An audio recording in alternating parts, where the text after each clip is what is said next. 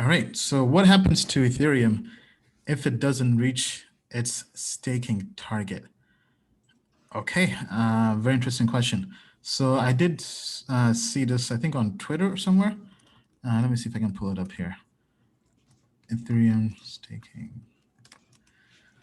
But basically, I mean, I'm no Ethereum staking expert, so I definitely don't want to say anything or misspeak. So, but my understanding is that basically people have to stake a particular amount of Ethereum by a particular date for kind of like everything to basically launch.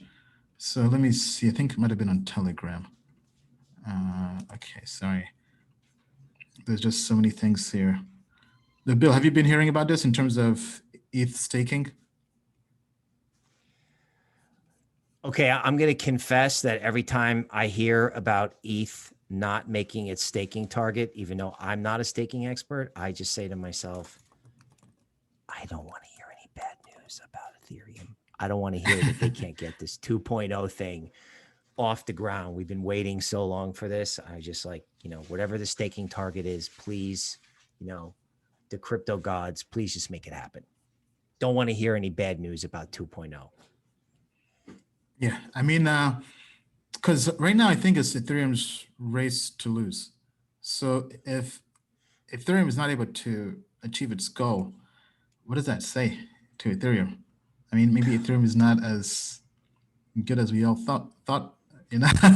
Definitely not something people want to think of, but it makes you think twice, especially with Polkadot clawing at the heels. I mean, I'm still bullish on Ethereum, but I mean, maybe I'm not sure how this would work, but maybe they would reduce the level of stake. I think in terms of staking, obviously you have to go through the Ethereum papers and stuff.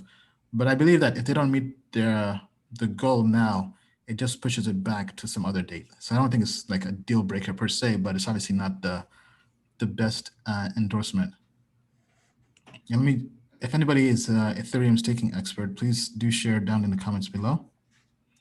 Okay, Matthew says people don't want to lock up ETH because if you stake now, it's locked for 2 years. Yeah, I mean, that's definitely a very long time. And yeah, basically you have to lock up 32 Ethereum for 2 years. Jason says, is Polkadot the hedge against an ETH 2.0 failure? Wow, good question. Is Polkadot the hedge? I would say, in a way, yes, but Polkadot and Ethereum do kind of work together. I would say, if anything, Bitcoin is still the hedge. I would say Bitcoin, Bitcoin, Polkadot as hedges. In terms of other blockchains, maybe Cosmos, Tezos could be hedges. I mean, maybe even Cardano. Okay, Paul says 2 years, it's got a moon, 10K target. Dare says Polkadot has its own value linking other currencies. Yes, it does. Okay, then just a little turkey says, plus Ethereum 2.0 is experimental, so you can lose your stake as a condition. I wouldn't do it. Yeah, I mean, so basically there isn't really much incentive. I mean, I'm here telling people that I think Ethereum is going to surpass Bitcoin in market cap by 2030, and I'm not staking Ethereum. So I think the incentives are not quite there yet, especially considering they took forever to launch ETH 2.0, and this is just phase 0. Keyword 0, meaning that it's not even phase 1 yet. It's still very early, still very experimental. So I mean, if anything, you basically have to be a whale who has 32 ETH you can just lock up for 2 years and not look at it. Especially now that we have DeFi and yield farming, because because last time I checked on staking rewards, the ROI on ETH staking was like 6%. I think the projected ROI. Let me see if I can pull that up here. And I'm not even sure how accurate this is.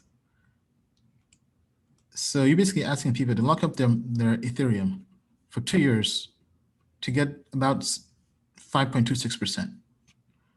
I mean, I think people are willing to dabble in DeFi, degen for a few months for 100x the returns, then locking up their ETH, unless you have Ethereum as a long-term stash that you don't plan to touch. But even then, I think you can get better returns with even just yield farming ETH. I mean, I haven't looked into the returns to compare, but I think that might make more sense. Bill, what's your take on this? Okay, well, my first take is to restate the obvious that it's my hope that the guys who are running ETH 2.0 can have their act together. I will share my screen if I can, and I will show you something that we talked about, many streams ago that I think is real interesting. Okay, this is Kusama. Okay. Now, what is Kusama as I understand it? I understand it as like the Litecoin of Polkadot. It's like a Polkadot clone, but it's actually functioning. Right? So when somebody told me about this, I was like, wait, let me get this straight. This is Polkadot online running more or less.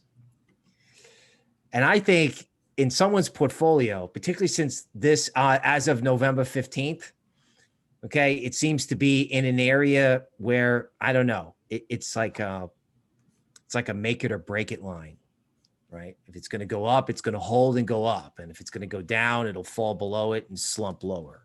So we're at like a pivot zone. I think if there's a hedge against, I don't know, a DeFi blow up or a failure with ETH 2.0, call me crazy. I guess you can, because I'm the one who talks about Litecoin every now and then. But, Kusama's operational, as I understand it. Operational Polkadot, if the world melted. Yeah. I mean, Kusama has definitely been very popular, and people have made a good amount of money on it. Now, I mean, I'm not sure if I would have both Kusama and Polkadot, because I would expect maybe the correlation to be similar, where you can probably just pick one, right? And yeah, as James says, Kusama is the canary network for Polkadot. It's kind of like the test net for Polkadot, right? So everything experimental happens there. And it's also its own network. But then Polkadot is kind of like where, if you need something that's more secure, you can launch those dApps on Polkadot's chain. Okay, sorry. So let me bring up this article here from CoinDesk on ETH 2.0. Okay, yeah. So this is what I was looking for. So the contract must collect 16,384 deposits of 32 ETH each. So basically a total of 524,288 ETH. Well, basically $200 million has to be locked up to launch Ethereum. Right, the required sum must be collected at least 7 days before the expected launch date of December 1st. If it is not, the launch is delayed to 7 days after the threshold is reached. Okay, so basically $200 million has to be locked up in ETH. And if it's not done by this date, then whenever the date happens, whenever that amount is reached, we have to wait 1 week and then it will launch. So very, very interesting. Now, so what can people do? I mean, I think we all know that we can all anticipate that we'll eventually hit this number of 200 million, but I think it's going to be wells that get us there, because I don't really know people. I mean, unless they're the pools. I know people mentioned Rocket Pool and some others and Anchor. Maybe that could be a way. So maybe, if anything, the hedge could be those projects like Anchor, and I think Rocket Pool might have a token. Now, we've not looked into their token, if they do have one. Let me take a look. But I would say that the hedge would be Bitcoin, Polkadot, and other blockchains. But the other hedge could be those staking providers. Because Anchor, our team did look into it. It does have decent technology, and the code review is available on our platform. Okay, all right. So tell us what you think. What would you use as a hedge for ETH, for a potential ETH 2.0 failure? Tell us what you think down in the comments below.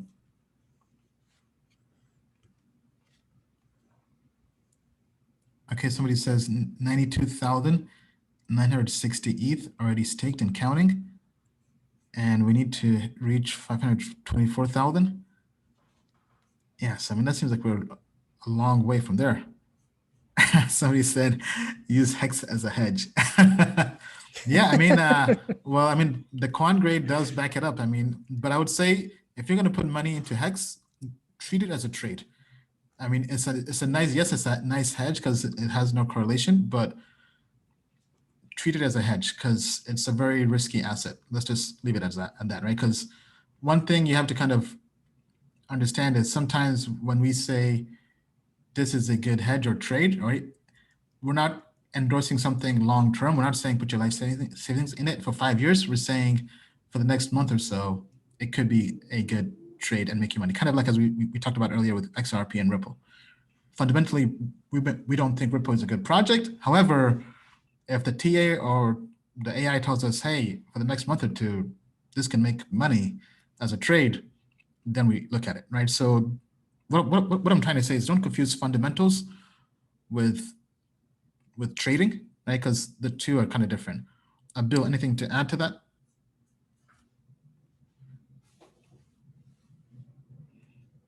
Yeah, I remember our Hex show, and I listened to the guest, and it kind of made my skin crawl. However, again, as you've noted, the way that thing trades, it has a natural rhythm to it. And as another guest we had on said, it doesn't matter what you think of the guy, they've got marketing. People listen to him. I mean, we're talking about the coin on every show. Somebody brings it up. So he can get people's attention.